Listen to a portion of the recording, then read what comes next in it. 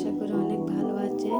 আজকে আমি চলে আসলাম পিঠা তৈরি রেসিপি নিয়ে। চলুন তাহলে দেখে নিই। এখানে আমি নিয়ে নিলাম 2 কাপ ময়দা, দিয়ে দিলাম লবণ, দিয়ে দিলাম 2 চামচের মতো রান্নার রেগুলার সয়াবিন তেল। এবার আমি এগুলো ভালোভাবে মেখে নিব।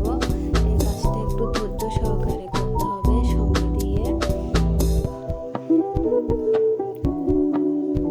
এই যে আমি মেখে নিচ্ছি ভালোভাবে। যখন দেখবেন ময়দাগুলো হাতের মুঠো হয়ে আসছে, তখন বুঝতে হবে পারফেক্টভাবে মাখা হয়েছে। এবার আমি এখানে দিয়ে দেব হালকা গরম পানি। গরম পানি বেশি দেওয়া যাবে না, হাতে সয় এমন পানি দিতে হবে। এই যে আমার মাখা শেষ। এবার আমি এগুলো রেখে দেবো 5 মিনিটের জন্য রেস্টে।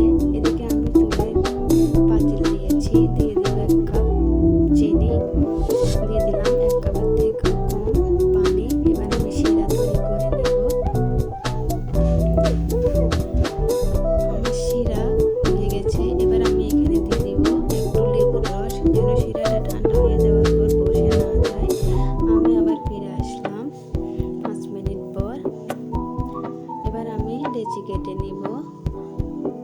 আমরা প্রায় সময় যেভাবে রুটি বানাই ওরকম করে রুটি বানিয়ে নিব। এবার আমি রুটিটা 4 থেকে কেটে নিব। এই যে দেখতে পাচ্ছেন আমি এভাবে কেটে নিয়েছি।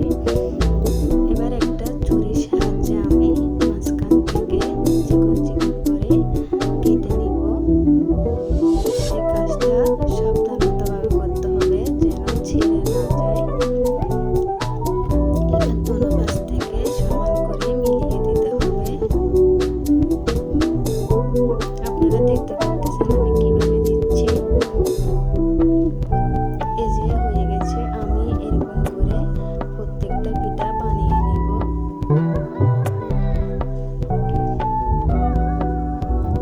চুলায় তেল বসিয়ে দিয়েছি। আমি সবগুলা পিঠা ভেজে নিব। চুলার আঁচটা কিন্তু কমিয়ে রাখতে হবে, বাড়িয়ে দিলে মুচমুচে হবে না, তাড়াতাড়ি কালার চলে আসবে। আমি উল্টিয়ে পাল্টিয়ে ভেজে নিব। এই যে দেখতে পাচ্ছেন, যখন এরকম একটা কালার চলে আসবে তখন আমরা নামিয়ে নেব।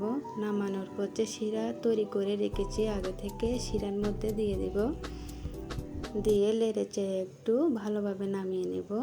এই যে দেখতে পাচ্ছেন আমার পিঠা রেডি। দেখতে পাচ্ছেন কি সুন্দর হয়েছে দেখতে, খেতে কিন্তু অসাধারণ। আমি একটা পিঠা আপনাদেরকে ভেঙে দেখিয়ে দিচ্ছি কতটা মুচমুচে হয়েছে। আজ আমার এই ভিডিওটা এই পর্যন্ত। আল্লাহ হাফেজ।